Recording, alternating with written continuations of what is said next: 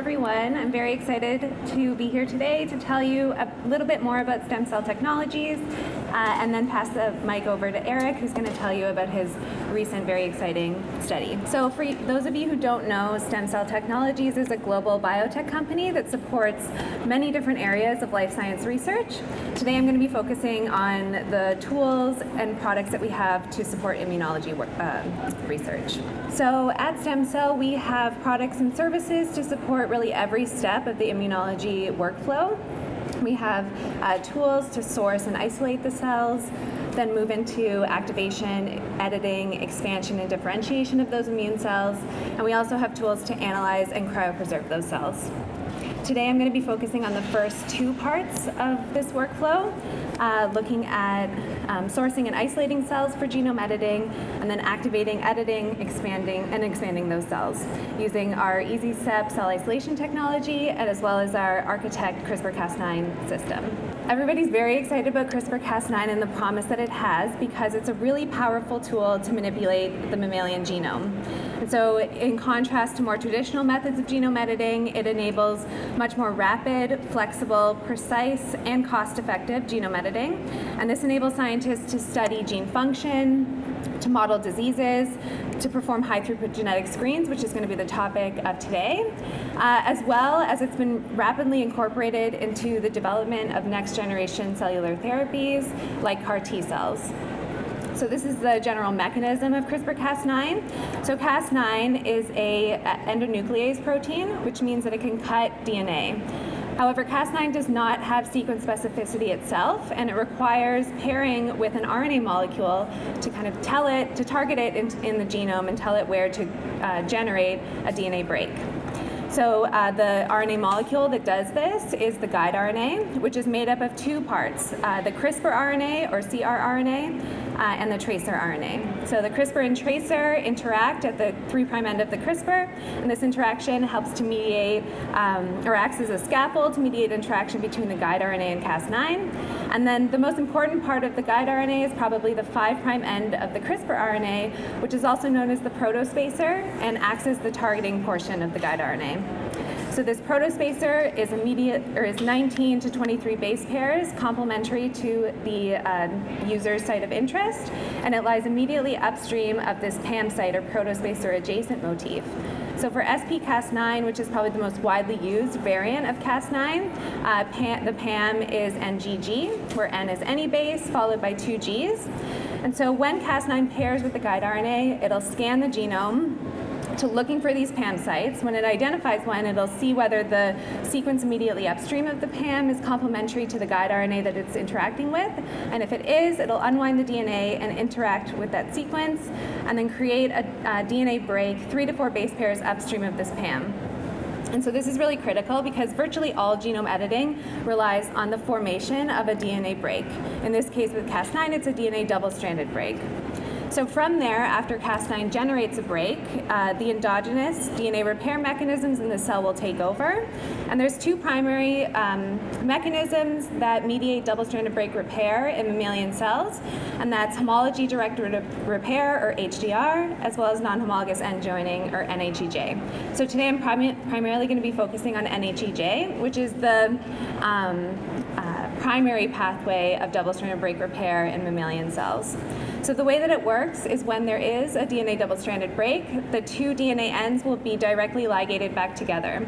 So under normal circumstances, this usually results in perfect repair and no loss of genetic information. But in the context of CRISPR, due to repeated annealing and break cycles with the guide RNA and Cas9, this can eventually result in the formation of indels if there's end processing at those break sites.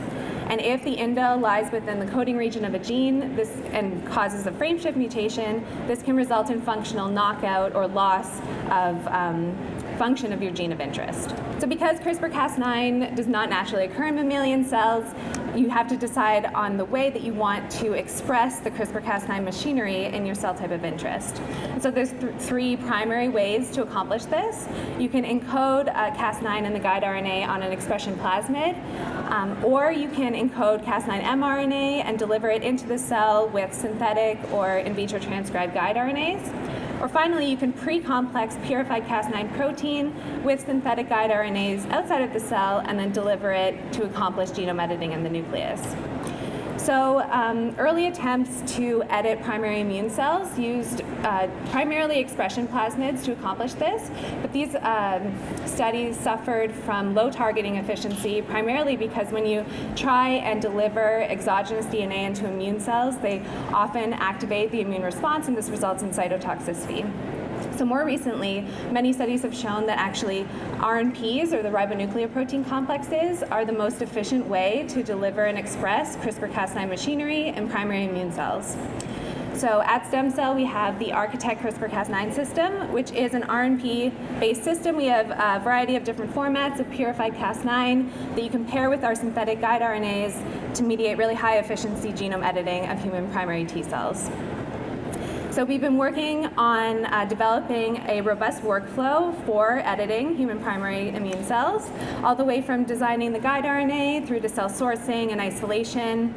Pre-editing culture conditions have been optimized, including T cell activation dynamics. And then we have worked out the conditions for preparing and delivering the RNP, as well as expanding the cells and analyzing them downstream. So as I mentioned, one of the most exciting applications for human primary immune cells is incorporation of CRISPR-Cas9 into CAR T development. And so because CRISPR-Cas9 enables generation, or CRISPR-Cas9 can enable generation of universal allogeneic immune effector cells that are compatible for patient infusion. And the way that people are engineering these cells is to escape immune rejection through TCR and HLA knockout.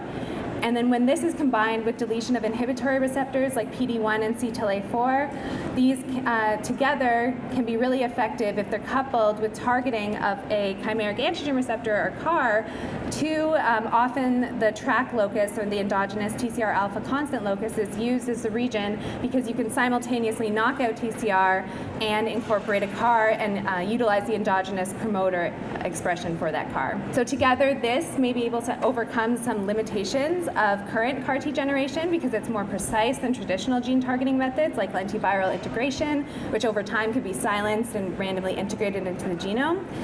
And it does not require autologous cells, so it's pretty exciting technology. So in order to optimize our workflow, the first thing we wanted to do was design guide RNAs to target the first exon of the TRAC locus. So this is the rearranged TCR alpha locus, and we designed 4 different CRISPR RNAs to exon 1. So in comparison to the mock electroporated cells, which maintain very high levels of CD3 and TCR alpha beta expression, those that were electroporated with RNPs containing any one of the CRISPR RNAs showed robust knockout of TCR alpha beta and CD3.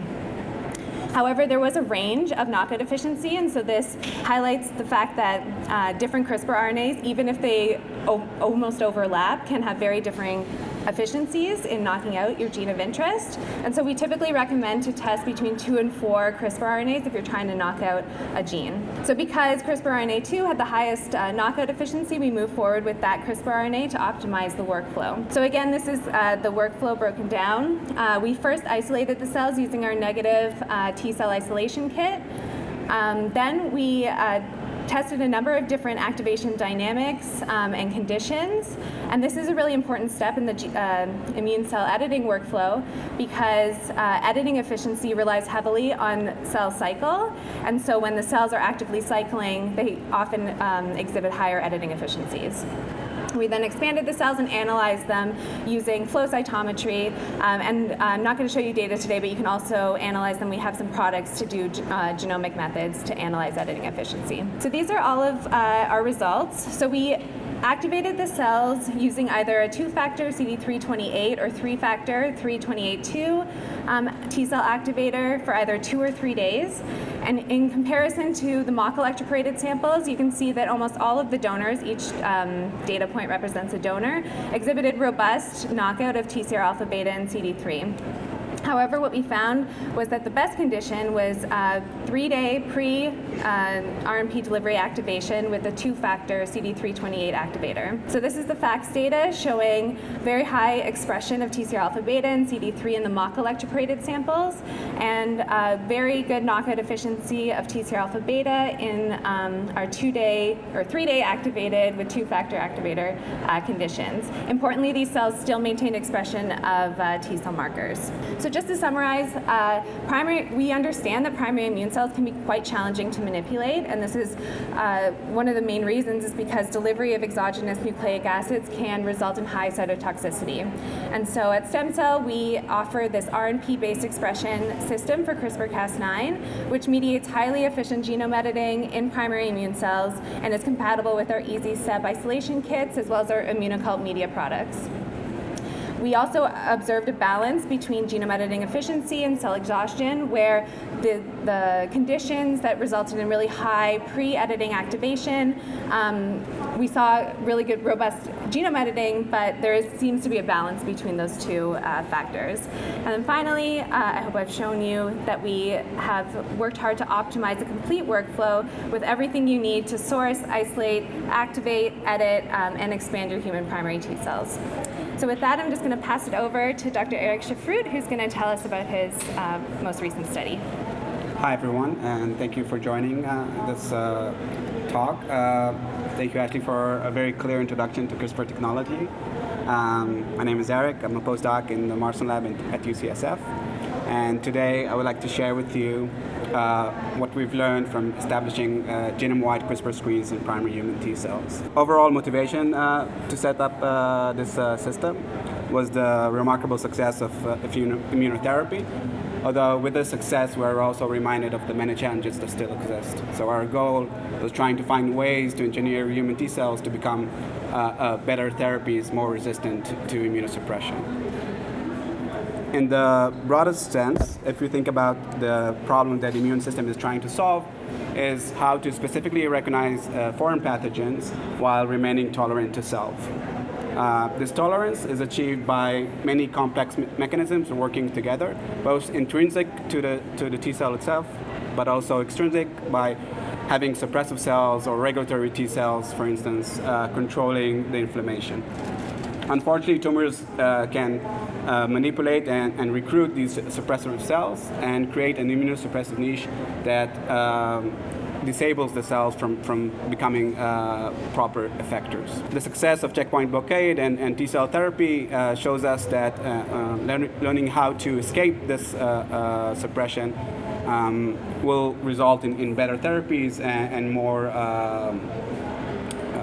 positive results for patients. So as I mentioned, our overall goal is to try to find ways of engineering resistant T cells that will be able to function in the suppressive environment and basically create the best-in-class engineered T cell that will be able to provide a boosted tumor clearance. The ways to learn how to engineer T cells to become that is by doing large-scale screens.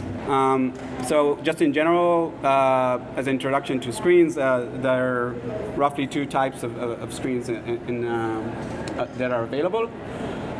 One is arrayed screens, and this is fairly easy to execute and to accomplish. Basically, in an arrayed screen, you have a plate of cells. Each well has a homogeneous population of cells that were all knocked out for the same target.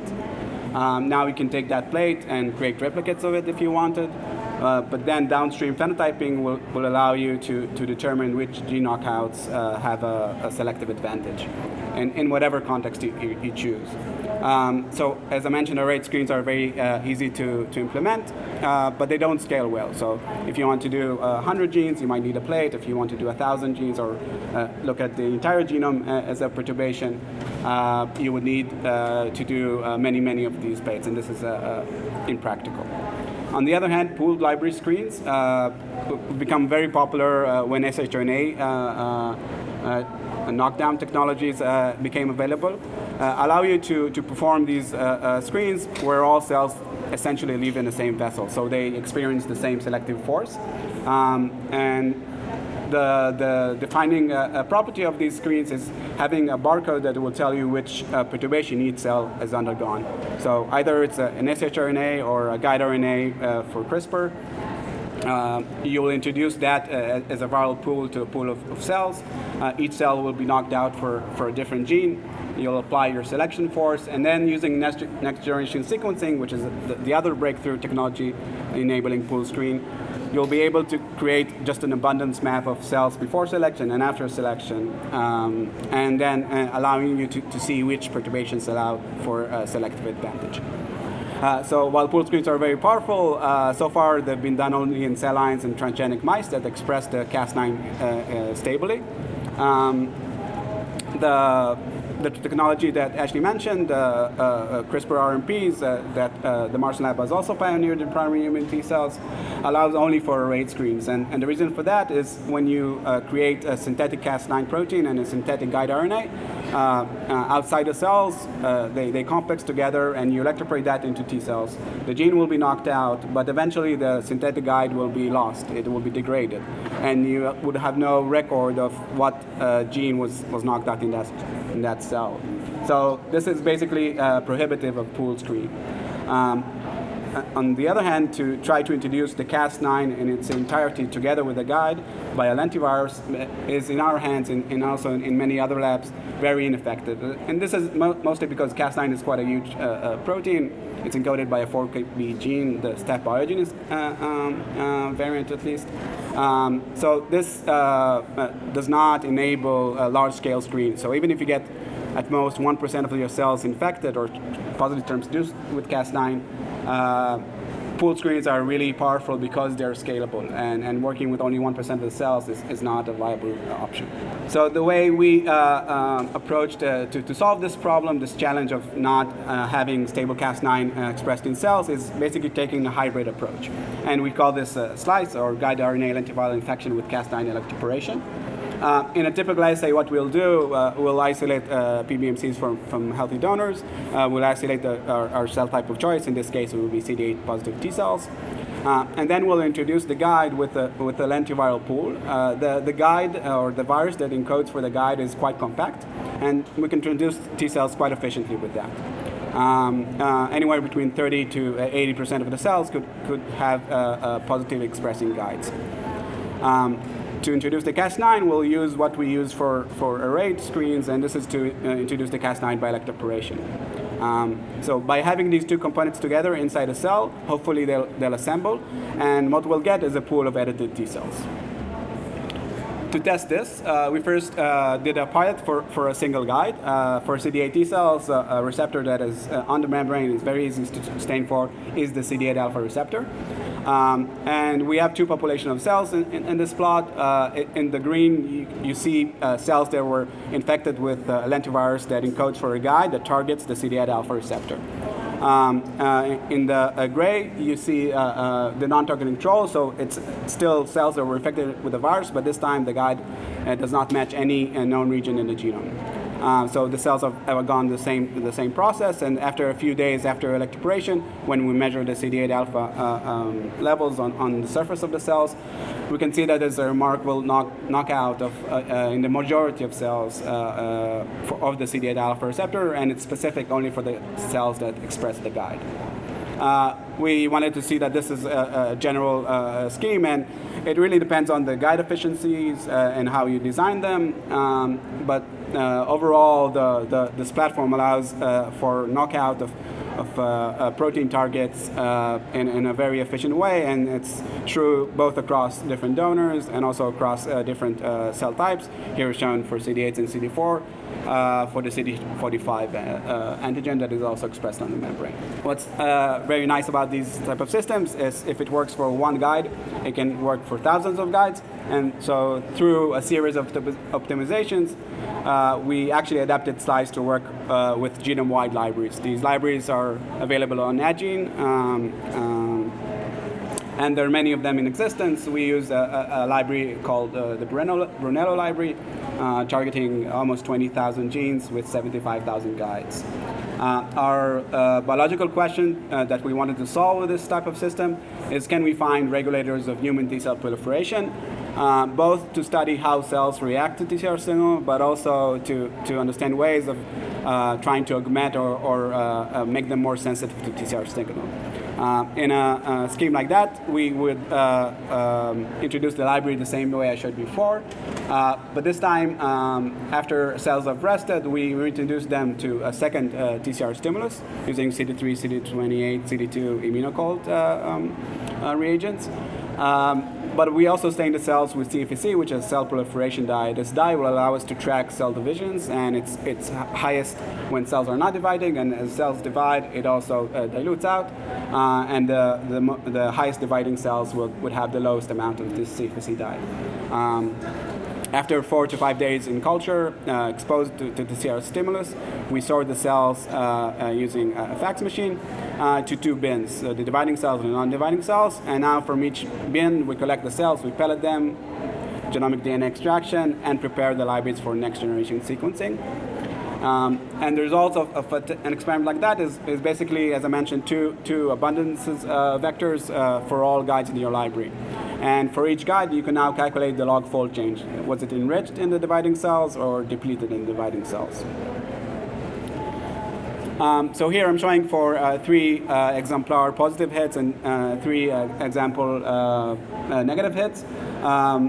The log fold change for each of their guides that target them. So in each bar, you see a single gene, CBLB, CD5 for instance, and each horizontal line is where the guide falls in this log fold change distribution. So things that are positive, as I mentioned, meaning that they're enriched in the dividing cells.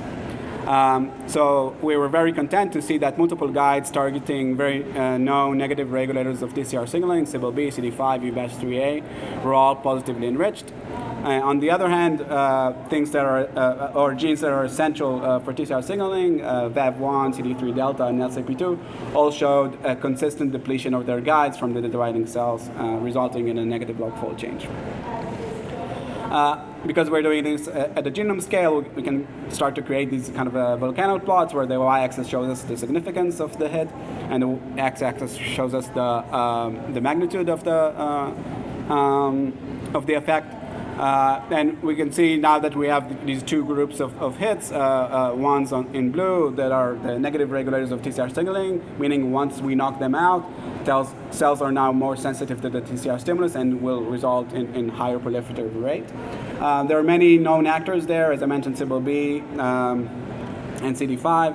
But there's also many novel regulators, those that have not been mentioned before in human T-cell biology. On the other hand, the red part, the left part of the volcano plot, is negative or essential members of TCR signaling. Many of them are known because through genetic studies and also many mouse models, we know of their function. But this is the first time that in a single experiment you see all of them basically mimicking their function that was presumed only before. To start to annotate these hits and ask where they fall. So I'll first talk about the central regulators of TCR signaling. So these, because of their known, they've been described in the literature before, it's very hard to find. It's very easy to find a database, for instance, in this case, the KEGG TCR pathway, that shows that all of them are fairly depleted in our screen. On the other hand, to find a common denominator for all of our positive hits, those that boost T-cell function, it was quite hard to find any known bioinformatic database that shows enrichment. However, when we went to the literature, we found a very elegant paper that showed in vivo immunotherapy hits using a mouse system, an ova tumor, adoptively transferring T cells with, was shRNA screen, and asking which targets, when knocked out, increase T cell infiltration and proliferation within the tumor. And we were very happy and surprised to see that many of our hits that in the human screen were also found in the mouse in vivo screen.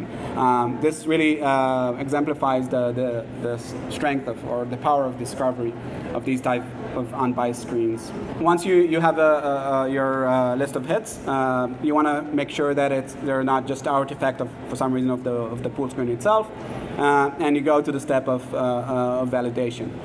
So by some threshold, you define the list of hits that you'll follow up on. And luckily, because we already had the power of CRISPR RNP electroporation in our lab, we went to do the arrayed screen portion of the experiment. If you think about it, we're building here kind of a conceptual framework where you start your widest with a non-biased genome-wide screen. You get a minimized list of hits, and then you validate them with phenotypic assays using arrayed screens. What array screens allow you, as I mentioned in the beginning, is to take this plate and now use it for many other phenotypic assays. I'll show you the first phenotypic assay that we've used, which is the CFSC proliferation assay, very similar to what we did for the actual genome-wide screen. So the top two rows showing the knockout in 2 donors by 2 different guides of CBL-B and CD5. The redundancy of guides in the pool screen is very important. It tries to show you that this is not an off-target of some guide or the other. If you see the same trend appearing in 2 different guides targeting the same gene, this is really boosts our confidence that this is a real hit. So CBL-B and CD5, as I mentioned, 2 hallmarks and negative regulators of T-cell proliferation. When they're knocked out, you can see that cells are proliferating quite nicely. Whereas if we do the same experiment, but now with a guide as non-targeting, a non-targeting control in the 3rd row from the top, you'll see that cells respond quite modestly. However, if we knock out an essential gene for TCR signaling, LCP2, which is also SLP76, cells are completely unable to respond to the TCR stimulus. To quantify this and give more of a numeric parameter, we can take each CFSC distribution and now fit it with the Gaussian curves to get a parameter called the proliferation index, which is basically the higher it is, means that cells are expanding in a higher fashion. When we take that parameter and now do this across 4 donors, 2 guides per donor, per gene, across all of the hits that we defined from the genome-wide screen, we can see that there's a very nice validation rate. About 80% of the hits that we called from the genome-wide screen also validate in the arrayed phase. And we also find interesting that some of the hits seem to work only in the pooled fashion, and we're following up on them. The other thing that arrayed screens, as I mentioned, allow you is to take that plate and use it for other assays. So besides just phenotypic assays where you can stain and so on, you can also look at the function of the T cells that were edited now, because you have the cells inside the well. So in an assay like that, our goal was to try to find if the hits that we found in the screen were also functional in boosting the T cell capability of killing tumor cells in vitro. So in an assay like that, we need to introduce first the antigen specificity to T cells. We do this with a lentivirus for the 1G4 model antigen. This antigen recognizes the NY-ESO peptide. After that, we introduce the knockout with the Cas9 RNP electroporation in arrays. And finally, we co-culture these antigen-specific engineered T cells with A375 melanoma cells, which express the NY-ESO antigen. They also express, in our case, an RFP nuclear marker that will allow us to count the cells in each well. And this plate now goes on the IncuCyte machine that allows for live cell imaging. And basically what we'll do in this experiment, we'll count how many cells exist in each well in every time point. So here on the bottom you see what happened to the top right will be the well and how it looks like in terms of the red nuclear markers when no T cells are introduced. So the melanoma cells grow quite efficiently. On the other hand, when you introduce T cells, but they're knocked out for non-targeted control, you can see that there are some clear spots in the well. So cells specifically eliminate the tumor cells in this assay. However, when we knocked out 4 of our hallmark targets, RASA2, CBL-B, SOX1, and TCB2, TCB2 and SOX1, by the way, exist in the same complex, which is an interesting story by itself. They were all showing a very remarkable capability of clearing the tumor cells in a much more efficient way than the control cells. Because we're doing this on a live cell imaging, a continuous system, we can also track this over time and show that 4 of these hits clear tumor much more efficiently than the non-targeting control. Whereas on the opposite case, if we knock out the ability of cells to recognize the TCR signal using LCP2 knockouts, the tumor cells grow uncontrollably. Another extension to the slice system that we can introduce is not only response to TCR stimulus, but also see how they behave under suppressive conditions. If you remember, our original goal is trying to engineer cells that were resistant to immunosuppressive niches. So in this case, adenosine we took as a model, which is very abundant in the tumor microenvironment, and we used a synthetic agonist to mimic the A2A receptor signaling. And we have now 2 arms for this type of screen. Again, a genome-wide screen where edited cells are exposed to TCR stimulus, but we'll either introduce them to a vehicle or to the actual drug that mimics adenosine signaling. We'll do the same proliferation assay and sort cells. So we can definitely see that the effect of the adenosine mimic works to reduce T cell proliferation. But now that we have 2 screens going, we can ask, can we find specific hits to the arm of the screen that introduced the adenosine agonist. So here on the x-axis, you see the log-fold change normalized for the vehicle screen, and the y-axis shows you the log-fold change when you introduce the drug.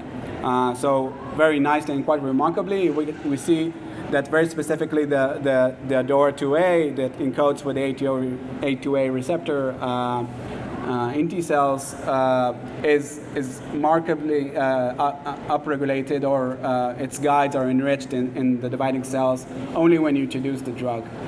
This shows that this is a specific rescue. Together with this positive control, DORA2A, we also find a novel regulator that was not described before in adenosine signaling, FAM15A, and we're now following up on the mechanism by which it provides this resistance.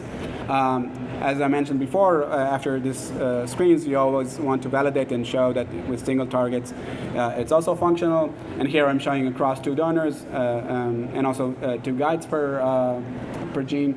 That these hits, when they're knocked out, protect cells from high adenosine environments. And it's more importantly, they're specific to the adenosine environment, so they're not just generally proliferative. When you knock them out, but you don't expose cells to TCR signal or the adenosine, cells will not proliferate. In addition, this allows us now to add the co-culture of T cells and A375 melanoma cells, and ask whether this adenosine agonist also disables the cells from killing tumor cells efficiently. And this is what you see here on the leftmost box plot. So the non-targeting cells are inhibited in the presence of this immunosuppressive signal. However, when we knock out these 2 targets, DORA2A and FAB15A, we're protecting cells from this agonist, allowing them to kill at wild-type levels. Finally, what I'll show you here today is another extension of pooled CRISPR screens, which I think really augments or amplifies the type of information that you can get from these type of genetic screens. So in recent years, 3 methods for combining pooled CRISPR screens and single-cell RNA sequencing have emerged. They have various acronyms. Perturb-seq, CRISP-seq, and crop-seq are their names, but they all have the same goal of basically generating a high-content data experiment. So in a single experiment, you'll get both the CRISPR perturbations, but also the downstream effect on cell state.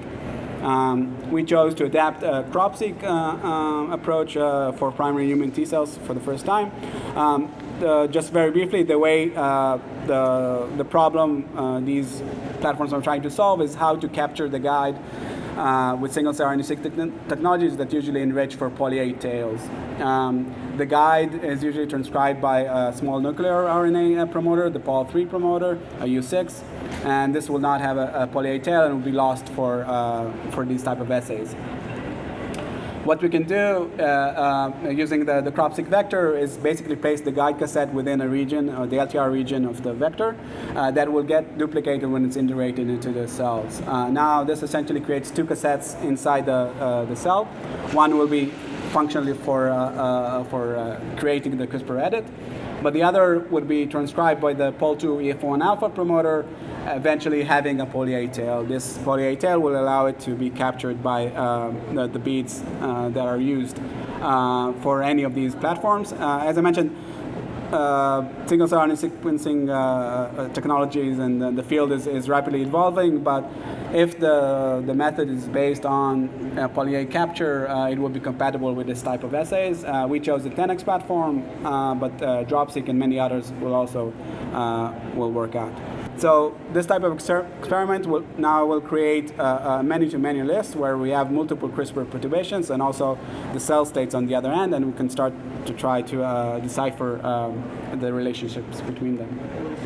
So in our case, we took few hits from our screen to create a compact library of 48 guides in total.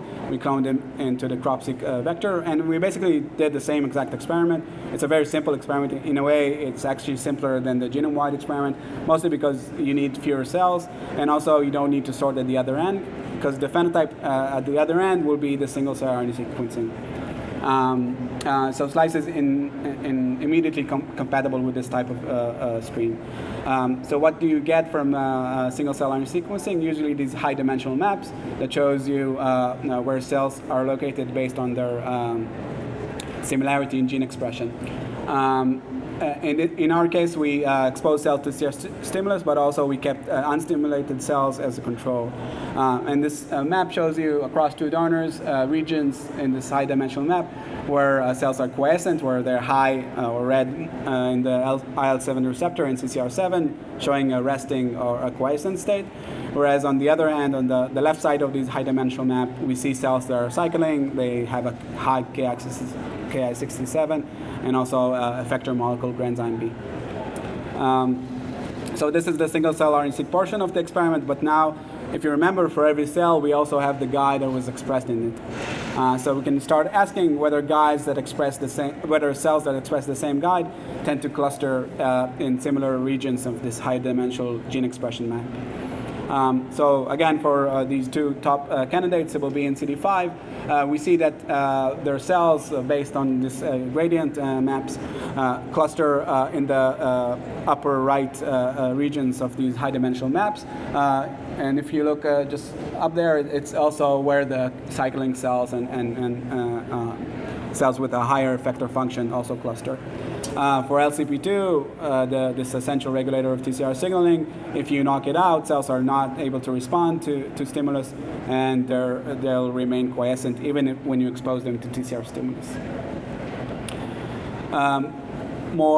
To go more deeply into this, in the time allocated, we can now start to look at subsets of cell states and take this high-dimensional map and create clusters that are, again, based on similarity in gene expression. Now that we have these subsets of cells that are data-driven, we can start asking, can we find perturbations that are co-occurring in clusters? And using a chi-square test, we can also see that there's a few clusters that tend to be enriched in the negative controls, LCP2 and CD3 delta, but there are also many clusters that will start now pairing or explain relationships between different perturbations. As extension to this system, one can think of a way of using genetic screens to try to find combinations of targets that will work more efficiently. If you see that two target molecules, when they're knocked out, make cells respond in the same way or act in the same pathway, you might not want, or you may not expect a synergistic combination. All right, so to summarize what I've showed you here today, we, through Slice, or this combination of guide infection and Cas9 electroporation, we've established a modular and powerful platform for our CRISPR-Cas9 genetic screens in primary human T cells. We scaled the system so we could test proliferation in T cells in response to TCR stimulus, and found many negative regulators of TCR signaling that potentially can be used to boost the function of effector CD8 T cells. We validated these hits using both array screens, and that also allowed us to do these co-culture assays and show that some of the hits at least boost cancer cell killing in vitro. And I've shown you that there's two ways to supplement these type of pooled screens. One is by using a suppressive force, and the other is by using single-cell RNA sequencing downstream of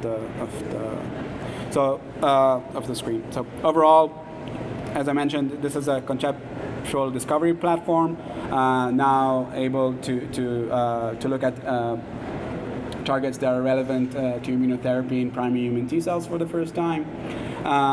This screening technology can be supplemented by the array screens that I've shown you, and also the pooled analysis together with single-cell RNA sequencing. So with that, I will conclude. I would like to thank my collaborators on this project, Julia Carnavale, who's a clinical fellow in the Ashworth Lab, my mentor, Alex Marson, and the team that worked with us, and also our funding sources. And thank you for your attention.